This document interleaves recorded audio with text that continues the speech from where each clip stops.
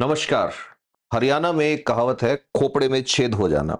ऐसा तब कहते हैं जब कुछ ऐसा पढ़ने में आ जाए या ऐसा कुछ समझ में आ जाए जिससे ये लगे कि अंदर तक न्यूरॉन्स सारे हिल जाएं। हमारे दिमाग को ये लगने लग जाए कि यार ऐसा भी होता है क्या। बिल्कुल ऐसी ही चीज आज हम बात करने वाले हैं। आज मैं बात करूंगा, मैं पढ़ रहा था मिशेल फूको को। अब मिशेल फूको कौन है? एक बहुत फेमस नाम है। फ्रेंच फिलोसोफर हैं या मैं कहूं पॉलिटिकल फिलोसोफर हैं। इनकी सबसे फेमस थियरी जो मुझे बहुत अच्छी लगती है वो है रियल पावर और बायोपॉलिटिक्स की थियरी। इन्होंने कहा था कि रियल पावर क्या होती है, तो मैं उन्हीं की लैंग्वेज को कोट करके लाया हूं। उन्होंने कहा कि real power is not about chains and jails, it is the power that redefines your habits, controls your bodies and dictates your happiness. कि असली ताकत वो नहीं है जो आपको जेल में डाल सकती है, असली ताकत वो नहीं है जो हथकड़ी डाल सकती है, असली ताकत वो है जो आपकी आदतें बदल सकती है, असली ताकत वो है जो आपकी बॉडी को कंट्रोल करना जानती है और जो आपकी खुशियों को डिक्टेट करती है। वो बताएंगे कि आप कब खुश होगे, किस चीज से खुश होगे, उस समय उसे असली ताकत कहेंगे। तो आज का जो केस स्टडी मैंने तैयार किया है वो, जैसा मैं हमेशा करता हूं, एक हम आइडियोलॉजी उठाएंगे और फिर देखेंगे कि ये कहां पर आज की दुनिया में इसका एग्जाम्पल मिल सकता है। तो सीट बेल्ट बांध लो एक बार फिर से। तो देखिए, सबसे पहले मैं आपको बता दूं कि जब मैं कहता हूं मिशेल फूको की बात करता हूं, तो मिशेल फूको ने बायोपॉलिटिक्स की बात की है। बायोपॉलिटिक्स में मिशेल फूको क्या कहते हैं, ध्यान से सुनना। कि पुरानी सरकारें जो हुआ करती थी वो डिक्टेटरशिप पे चला करती थी। उनके पास वायलेंस का पावर था, वो सप्रेस किया करते थे, कुचल दिया करते थे। लोग कहना नहीं मान रहे, गोलियां चलवा दो, मार दो लोगों को। ये पुरानी सरकारें करती थी। आज के टाइम में मिशेल फूको कह रहे हैं गवर्नमेंट क्या करती है। आज के टाइम का मतलब, हालांकि ये 100 साल पुरानी बात है लेकिन वही सिस्टम। तो मिशेल फूको कह रहे हैं आज के टाइम में सरकारें कहती हैं कि इनकी हैबिट्स, इनकी चॉइसेस, इनकी बॉडी, इनका माइंड, इनकी बीमारियां, उनका इलाज, इन चीजों को कब्जा करके रखो और keep them alive but control their habits. उनको जिंदा रखना है लेकिन इनकी आदतें तुम्हारे कंट्रोल में होनी चाहिए। इनको जिंदा रखना है, इनका लाइफस्टाइल तुम्हारे कंट्रोल में होना चाहिए। इनको जिंदा रखना है, इनकी चॉइसेस तुम डिसाइड करोगे। इनको जिंदा रखना है, इन्हें कौन सी बीमारी होगी ये तुम डिसाइड करोगे, और बीमारी के बाद ये कौन सा इलाज कराएंगे ये भी तुम डिसाइड करोगे। इसे आज की दुनिया के पॉइंट ऑफ व्यू से हम अगर देखना चाहें तो एग्जांपल लेंगे हम उस कंट्री का जिसे कहते हैं मैक्सिको। मैक्सिको सबको पता होगा, नॉर्थ अमेरिका में ये कंट्री है और मैक्सिको यूएस की पड़ोसी कंट्री है। बहुत न्यूज में रहता है, स्पेशली तब जब ट्रंप साहब कहते हैं मैक्सिको के और यूएस के बीच में मैं एक दीवार बनवाऊंगा, जिसको ट्रंप वॉल भी कह रहे थे। आज हम ट्रंप वॉल की बात नहीं करेंगे, मैक्सिको की बात करेंगे।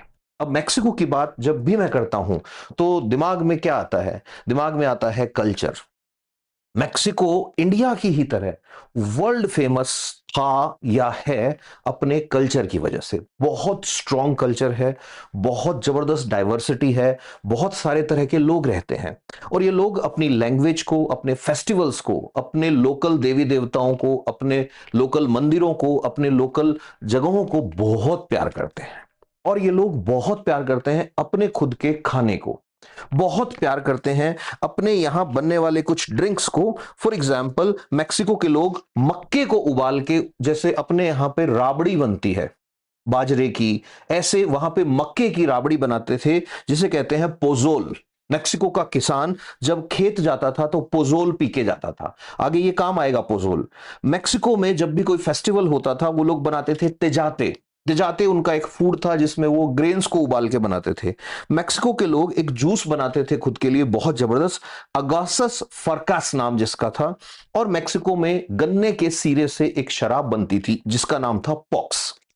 तो पोजोल, तेजाते और पॉक्स, ये पीने वाले मैक्सिकन लोग जो हैं, बहुत जबरदस्त पॉपुलेशन है, करोड़ों लोग हैं। इन पे नजर पड़ती है एक कंपनी की और कहानी शुरू होती है 1926 से। 1926 में मैक्सिको में एंट्री होती है कंपनी की जिसका नाम है कोका कोला। हाँ जी, अब अपनी कहानी यहां से शुरू हो गई है। अब ध्यान से सुनना। कोका कोला जैसे ही मैक्सिको में एंट्री लेती है, तो कोका कोला सबको पता है एक कोल्ड ड्रिंक बनाने वाली कंपनी है।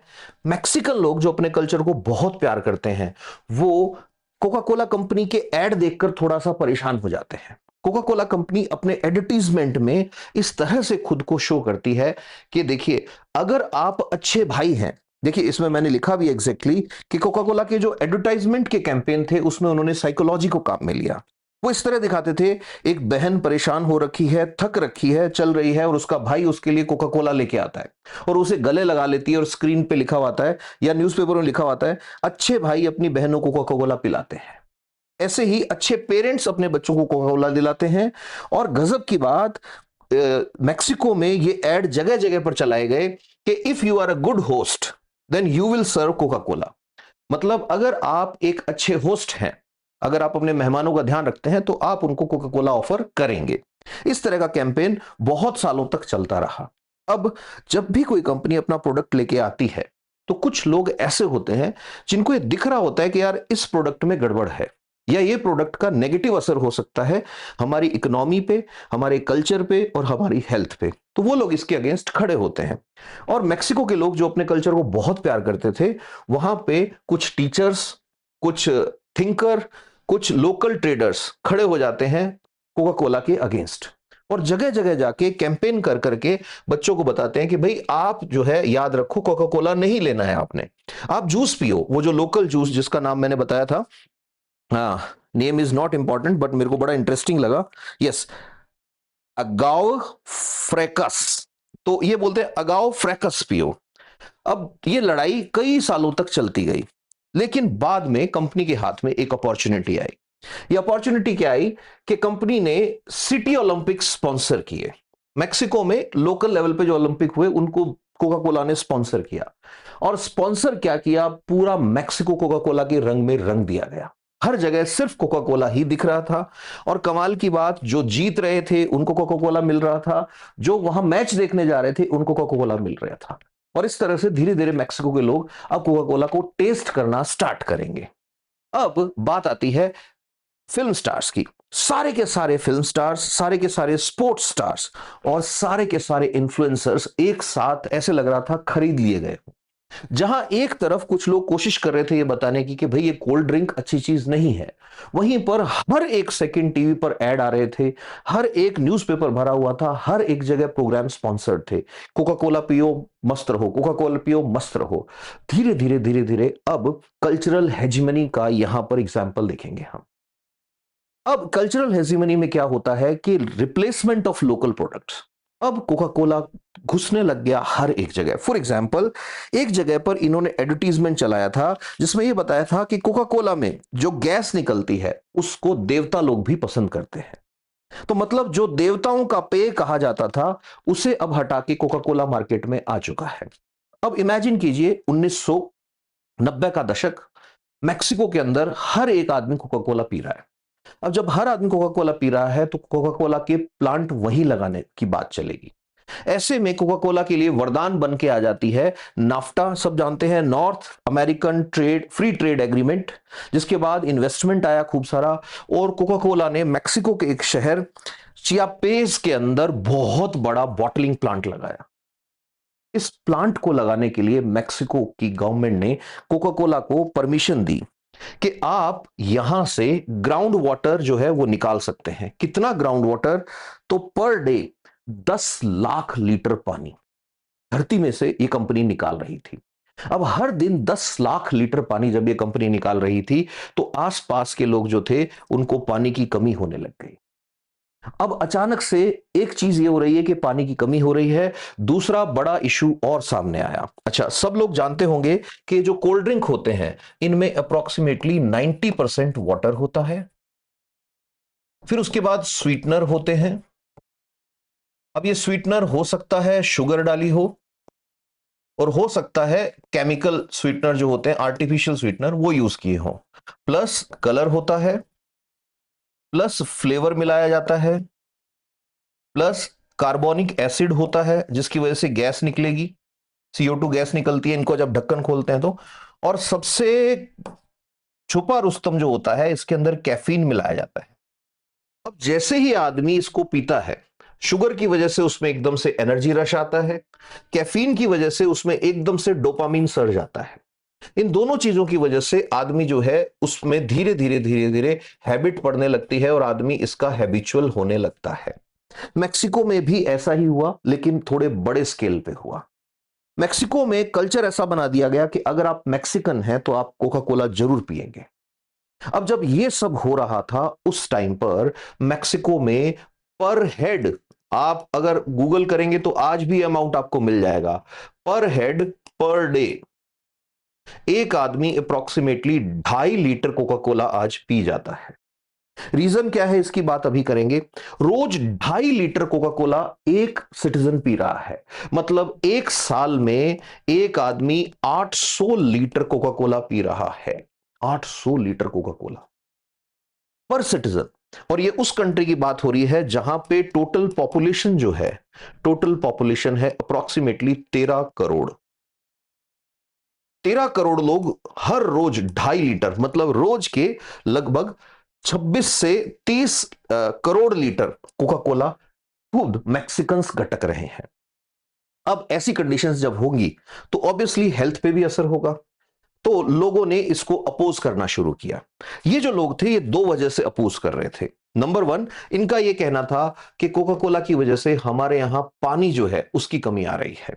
नंबर टू, कोका कोला की वजह से लोगों का यह कहना था कि डायबिटीज के केसेस जो थे वो बढ़ते ही जा रहे थे। आपकी जानकारी के लिए बता दूं, आज भी अप्रोक्सीमेटली 16% पॉपुलेशन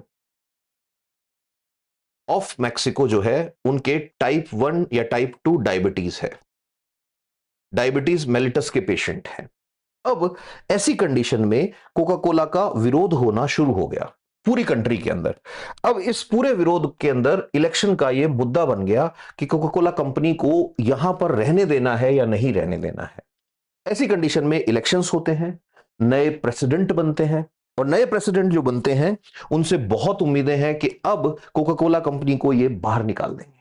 नए प्रेसिडेंट भी वादे के हिसाब से पावर में आते ही एक कमेटी बनाते हैं, और ये जो कमेटी बनाते हैं ये एक्सपर्ट कमेटी बनती है टू स्टडी टू थिंग्स।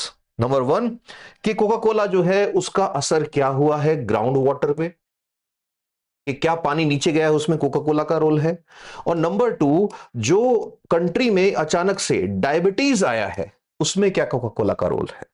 अब इसको निष्पक्ष रूप से स्टडी करने के लिए, ग्राउंड वाटर की स्टडी के लिए एक एक्सपर्ट बुलाया गया। ये जो एक्सपर्ट था ये ग्राउंड वाटर का इंजीनियर था, और इसकी चीफशिप में एक कमेटी बना दी गई। ध्यान से सुनते जाना। Number one. Number two, diabetes को स्टडी करने के लिए अमेरिकन डायबिटिक एसोसिएशन प्लस एक और डायबिटिक एसोसिएशन है जिसका नाम है, बहुत फेमस है, यस, ब्रेक थ्रू टाइप 1, जिसको JDRF बोल देते हैं। ये वर्ल्ड की टॉप क्लास डायबिटीज एसोसिएशंस हैं। इन दोनों जगहों से डॉक्टर्स बुलाए गए और दोनों ने अपनी अपनी रिपोर्ट्स बनाई। अब आप ध्यान से सुनना। सबसे पहले ये जो रिपोर्ट आई, इस रिपोर्ट में कहा गया कि मैक्सिको में जो पानी नीचे जा रहा है उसकी वजह कोका कोला कंपनी रोज 10 लाख लीटर पानी निकाल रही है वो नहीं है, उसकी वजह है क्लाइमेट चेंज। और कोका कोला कंपनी को पूरी तरह से क्लीन चिट मिल गई। वजह क्या थी अभी आगे आएगी। नंबर टू, ADA और JDRF के डॉक्टर्स जो थे उन्होंने भी कहा अपनी रिपोर्ट में कि ये जो डायबिटीज आया है इसकी वजह अकेला कोका कोला नहीं है। लोग एक्सरसाइज नहीं करते हैं, लोग जो लोकल फूड खाते हैं उसमें बहुत सारा फैट होता है, लोग आलसी हो गए हैं। इस तरह की बातें कंपनी ने वहां पे जो रिपोर्ट थी उसके अंदर आई। और यह भी कहा कि हम एडवाइस करते हैं कि कोका कोला को एडवाइस किया जाता है कि ऐसा प्रोडक्ट निकाले जिसमें 30% लेस शुगर हो। 30% लेस शुगर का मतलब जो अभी डाल रहे हो उससे 30% कम शुगर कर दो, प्लस लोगों को अवेयर बनाओ कि एक्सरसाइज करें। तो अब इसके साथ साथ जो कंपनी थी उसका ग्राउंड वाटर का लाइसेंस खत्म हो रहा था। अब ये दोनों रिपोर्ट आते ही अचानक से जो राष्ट्रपति हैं वहां के मैक्सिको के, वो 2005 से 2025 तक 20 साल के लिए कंपनी का लाइसेंस रिन्यू कर देते हैं। अब आपको लग रहा होगा राष्ट्रपति इतना फेवर क्यों ले रहे हैं, तो आपको अब सबसे बड़ा चौंकने वाली चीज बताने वाला हूं। ये जो राष्ट्रपति हैं ये सबसे पहले कोका कोला में डिलीवरी वर्कर का काम करते थे, फिर ये कोका कोला के CEO बने, और कोका कोला के सीईओ बनने के बाद यही मैक्सिको के प्रेसिडेंट बन जाते हैं। और मैक्सिको के राष्ट्रपति बनने के बाद ये इसका लाइसेंस रिन्यू करते हैं 20 साल के लिए, और फिर से कोका कोला के सीईओ बन जाते हैं। Can you imagine the condition of the country, जहां पे कंट्री ऐसा नहीं है कि कोई कंपनी कंट्री की पॉलिसी को इन्फ्लुएंस कर रही है, नहीं, कंपनी का सीईओ प्रेसिडेंट है। इसी बीच के अंदर कुछ लोग आते हैं, वो कहते हैं कि इस कंपनी के ऊपर फैट टैक्स लगाया जाए या शुगर टैक्स लगाया जाए। फैट टैक्स और शुगर टैक्स वो होते हैं जो उन प्रोडक्ट्स पे लगते हैं जो हेल्थ पे बहुत गलत असर डालते हैं। लेकिन जैसे ही ये बात आती है, उसी टाइम मैक्सिको के हेल्थ मिनिस्टर की तरफ से नो आ जाता है और ये कंपनी अपने प्रोडक्ट्स चलने देती है। लेकिन क्योंकि हेल्थ का इशू था तो उस पर काम करना जरूरी था, तो इस कंपनी ने एक बहुत बड़ा स्टेप लिया। कंपनी ने बड़ा स्टेप क्या लिया? कंपनी ने पूरे मैक्सिको में कैंपेन चलाए। कैंपेन में उन्होंने सबसे पहले लोगों को कहा कि एक्सरसाइज सीखो, और एक्सरसाइज सिखाने के लिए कोका कोला ने जगह जगह पे कैंप लगाए। वो जो जितने भी कैंप लग रहे थे उनमें लोगों को एक्सरसाइज सिखाई जा रही थी। नंबर 2, लोगों को कहा कि हम आपको अवेयर कर रहे हैं, और अवेयरनेस में ये नहीं कहा कि पीने से आपको, कोल्ड ड्रिंक पीने से आपको नुकसान होता है। उन्होंने ये कहा कि कम पीने से कोई नुकसान नहीं होता, कि दिक्कत उनके होती है जो ज्यादा पीते हैं। तीसरी बात उन्होंने ये कही कि आपको जो ट्रेडिशनल ड्रिंक्स थे आपके, उनसे तुलना बार बार की गई। ट्रेडिशनल ड्रिंक्स जो मैंने अभी नाम बताए थे, जो 2-4, इसमें बार बार वो लोग बात कर रहे थे कि आप वो जो पिया करते थे ना, उसमें कैलोरी ज्यादा होती थी, कोका कोला में कैलोरी कम है। वो जो आप पिया करते थे उसमें तो 100% शुगर थी, हमारे में तो 16% ही शुगर है। और इस पूरे खेल में ये लोग जानबूझ के बात दबा जाते थे कैफीन की, और जो स्टिमुलेंट्स जो इसके अंदर होते हैं उनकी बात ये दबा जाया करते थे। इस पूरे खेल के अंदर कोका कोला जो था वो अपना काम किए जा रहा था। अब यहां पर एक चीज और आएगी। गवर्नमेंट जो थी उसको लगा कि यार लोगों के डायबिटीज बहुत हो रहा है, तो चलो एक काम करते हैं। तो गवर्नमेंट ने लोगों के लिए डायबिटीज की जो मेडिसिन होती हैं उनके रिलेशन में 2 स्कीम निकाली। जो बहुत गरीब लोग थे उनको फ्री में मिलने वाली थी। फ्री का मतलब उनको पे नहीं करना पैसा, कंट्री पे करेगी पैसा। नंबर 2, जो लोग मिडिल क्लास लोग थे उनके लिए टैक्स में थोड़ी कमी करी गई, और डायबिटीज के जो मेडिसिन है उनको थोड़ा सस्ता किया गया। ये तो अच्छा हो रहा है। अब ध्यान से सुनना, यहां एक और दिक्कत आ रही है। मैक्सिको में 3 टाइप के वाटर रिसोर्सेस हैं। एक ग्राउंड वाटर, जिसकी बात हमने कर ली कि रोज 1 मिलियन लीटर पानी जब निकल रहा है, 10 लाख लीटर पानी जब निकल रहा है, तो ग्राउंड वाटर रिसोर्सेज जो है आम आदमी यूज नहीं कर पाएगा। इसको आप ऐसे समझ सकते हैं कि एक ही सिटी में आपके घर में 100 फुट का बोरिंग है और कंपनी के पास 2000 फुट गहरा बोरिंग है, तो ऑब्वियसली कंपनी जो है वो सारा अच्छा पानी खींच लेने वाली है। नंबर 2, वहां की नदियां, रिवर्स। अब हुआ क्या कि जब ग्राउंड वाटर रिसोर्सेज काम के नहीं रहे, तो लोग जो थे वो स्वैम्प में यानी दलदली जगहों पर धीरे धीरे शिफ्ट हो गए, और वहां पर उन्होंने खेत बनाने शुरू किए। और इसका पहला असर इन कंपनियों का, इंडस्ट्रीज का, और ये जो नए खेत डेवलप हुए इनका असर पड़ा रिवर पे। रिवर का जो पानी था वो बुरी तरह से पॉल्यूटेड हो गया। अब एक ही सोर्स बचा था, वो था बॉटल्ड वाटर। लोग बीमार ना हो इसलिए लोगों ने अब बोतल बंद पानी पीना शुरू किया। बोतल बंद पानी में वहां का सबसे फेमस ब्रांड जो था वो था टोपो चिको। टोपो चिको रातों रात फेमस होता चला गया। टोपो चिको मिनरल वाटर था, और टोपो चिको मिनरल वाटर जो है इसकी कीमत लगभग 1 लीटर कोका कोला से ज्यादा थी। अब लोगों के सामने अगर 2 ऑप्शन है, या तो बॉटल वाटर पीना है या कोका कोला पीना है, तो लोग कोका कोला पिया करते थे। थोड़े टाइम बाद लोगों को पता चला टोपो चिको जो है वो भी कोका कोला का ही ब्रांड है। फिर कोका कोला ने कई और ब्रांड लॉन्च किए। फॉर एग्जाम्पल, वो वाले ब्रांड जो टोपो चिको मिनरल वाटर है, फिर फ्रेस्का नाम से एक ब्रांड लॉन्च किया। इनमें फोटो अगर होगा तो, फ्रेस्का जो था ये सोडा था, कोका कोला ने निकाला। एक डेलावारा लॉन्च किया। डेलावारा वो ऐसा ड्रिंक था जो ये कहता था कि इसमें कार्बोनेटेड वो नहीं है, कार्बोनेटेड ड्रिंक नहीं है। फेंटा लॉन्च किया, स्प्राइट लॉन्च किया। पूरा मार्केट जो था वो कोका कोला के प्रोडक्ट से भर गया। अब इसमें आपको लगेगा कि इसमें गलत क्या हो रहा है। अब एक और पड़ाव बाकी है। अगला पड़ाव सुनने के बाद आपको लगेगा कि ये बहुत गहरा खेल है। तो कोका कोला कंपनी जो थी वो बड़े अच्छे से कमा रही थी, इसमें कोई दिक्कत नहीं है। अब यहां पर बात आती है डायबिटीज की जो दवाइयां मेक्सिको में बिक रही थी। सब जानते हैं सबसे फेमस डायबिटीज की दवाई जो होती है वो होता है इंसुलिन। इंसुलिन एक हार्मोन होता है जिसको genetic combination, recombination, DNA recombination बोलते हैं। उससे सबसे पहले एली लिली ने बनाया था। एली लिली वर्ल्ड फेमस है इंसुलिन बनाने के लिए, और इसके इंसुलिन को ह्यूमुलिन बोल देते हैं। तो इंसुलिन जो था उसको सबसे पहले एली लिली ने निकाला। ऐसे ही विक्टोजा नाम से इंसुलिन का पेन आता है, और भी बहुत सारी दवाइयां, इनकी पूरी रेंज आती है। ओजेम्पिक की टक्कर में भी मॉन्जेरा आ गई है इनकी। तो ये पूरी की पूरी जो दवाइयों की रेंज है, इस दवाइयों की रेंज को मैक्सिको में दो कंपनियां सप्लाई कर रही थी। एक कंपनी एली लिली और दूसरी कंपनी नोवो नोवार्डिक्स। अब आपको मैं एक बात बता दूं जिसको सुनने के बाद आपको लगेगा कि बहुत जबरदस्त गेम है ये। जो एली लिली है, अगर आप गूगल करेंगे तो इसके सबसे बड़े शेयर होल्डर जो हैं वो आपको मिलेंगे ब्लैक रॉक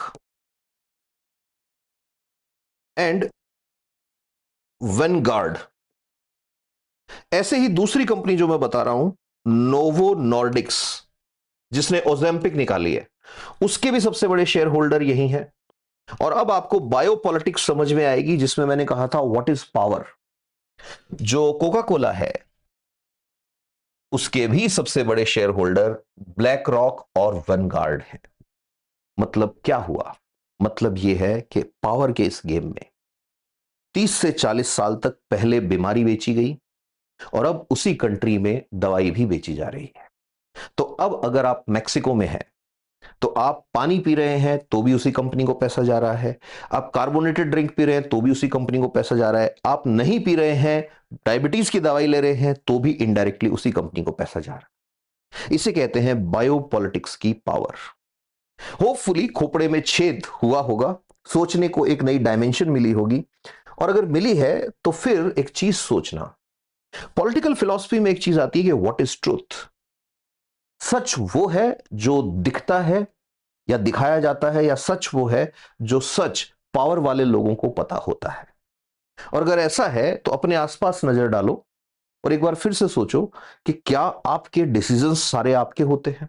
स्पेशली बायोपॉलिटिक्स के पॉइंट ऑफ व्यू से देखूं तो आपकी चॉइसेस, आपके सोचने का तरीका, आपकी शॉपिंग, आपकी बीमारियां, क्योंकि बीमारियां हमारे खान पान, हमारी हैबिट से होती है, और उसके बाद हम कौन सा ट्रीटमेंट लेंगे, क्या ये चॉइसेस आपकी हैं? अगर आपकी हैं तो भी, और नहीं है तो भी, कमेंट में ये जरूर बताना कि चॉइसेस में परसेंटेज ऑफ इंडिपेंडेंस कितना है।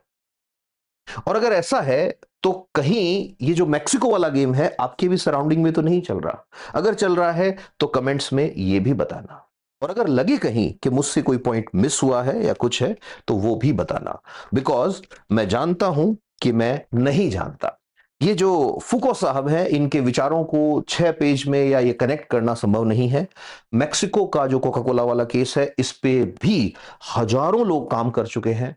बट मुझे लगा कि व्हाट इज पावर, तो यहां पर फुको का जो आता है कि पावर की बात आती है और बायोपॉलिटिक्स की बात आती है, वो बिल्कुल सही बैठती है इस केस पर। आपको क्या लगता है? Thank you. Stay happy, stay blessed, नमस्ते।